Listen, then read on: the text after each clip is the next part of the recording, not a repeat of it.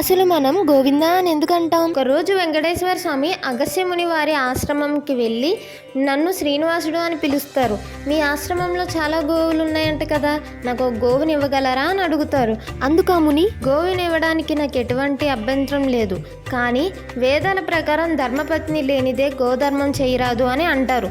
కాబట్టి మీరు మీ భార్యను తీసుకొని రండి అంటాడు. అలానే అని చెప్పి వెంకటేశ్వర స్వామి వెనక్కి వెళ్ళిపోతారు. సతీమణి పద్మావతితో మళ్ళీ వస్తారు. కానీ ముని ఆశ్రమంలో ఉండరు. తన శిష్యులు ఉంటారు. శ్రీనివాసులు ఇలా అంటారు, మీ గురువు గారు గోవునిస్తానని మాటిచ్చారు. అతను నన్ను నా సతీమణితో రమ్మన్నారు. ఇదిగో నా భార్య పద్మావతి. శిష్యులు మా గురువు గారు లేనిదే గోవు ఇవ్వడం కుదరదు అని అంటారు. దానితో వెంకటేశ్వర స్వామి కోపంతో తన కొండ వైపు గబగబా వెళ్ళిపోతారు. కొద్దిసేపట్లోనే వచ్చిన ఆ ముని, ఆ విషయం తెలుసుకున్న ఆ ముని గోవుని తీసుకుని వెంటనే వెంకటేశ్వర స్వామి వెనకాల, స్వామి గోవు ఇందా అంటాడు. గోవు అంటే ఆవు, ఇందా అంటే ఇదిగో అని అర్థం. అందుకే గోవిందా అంటాం.